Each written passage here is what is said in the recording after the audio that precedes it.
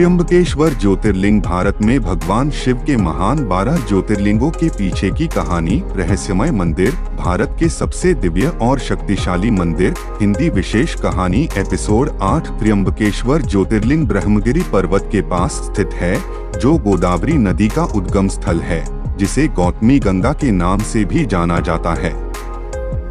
शिव पुराण के अनुसार गोदावरी नदी और गौतमी ऋषि ने भगवान शिव से यहाँ निवास करने की प्रार्थना की और इसलिए भगवान त्र्यंबकेश्वर के रूप में प्रकट हुए।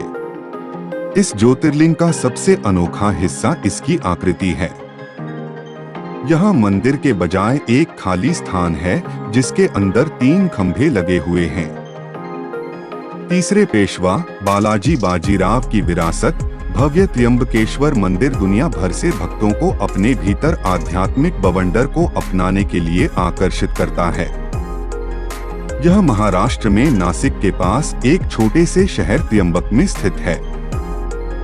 ब्रह्मगिरि पहाड़ी और कालागिरि पहाड़ी के सुरम्य दृश्य इस मंदिर की दिव्य चमक को बढ़ाते हैं।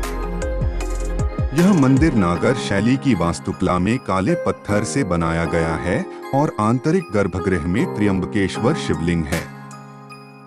जो कोई भी ज्योतिर्लिंग के दर्शन करता है, उसकी सभी इच्छाएं पूरी हो जाती हैं।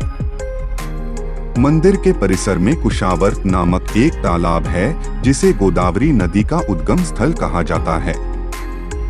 किंवदंतियों के अनुसार ऋषि गौतम ने एक बार अनजाने में अपने आश्रम में एक गाय को मरवा दिया था।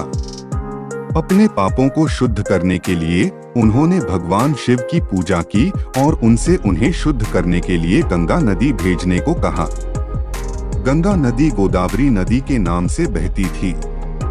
यह देखकर सभी देवताओं ने भगवान शिव की स्तुति की और उनसे त्र्यंबकेश्वर ज्योतिर्लिंग के रूप में यहाँ निवास करने का अनुरोध किया। अन्य किंवदंती कहती है कि भगवान शिव यहाँ ब्रह्मा, विष्णु और महेश के 3 लिंगों के रूप में निवास करते हैं और इसलिए इसका नाम त्र्यंबकेश्वर है। ज्योतिर्लिंग के दर्शन के साथ तीर्थयात्री कुशावर्त में पवित्र स्नान करते हैं। वह पवित्र स्थान जहाँ से गोदावरी नदी का उद्गम होता है। सबसे आकर्षक दृश्य 3 मुखी शिवलिंग है, जो भगवान शिव, भगवान विष्णु और भगवान ब्रह्मा का प्रतीक है।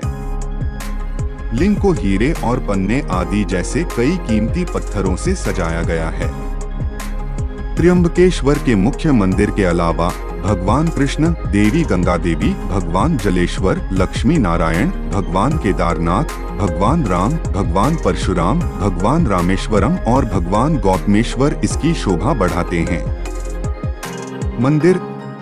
आइए अगले भाग में महान मल्लिकार्जुन ज्योतिर्लिंग की आध्यात्मिक चर्चा में शामिल हों और गोता लगाएं। कृपया लाइक और सब्सक्राइब करें और इस तरह की और कहानियों के लिए जुड़े रहें।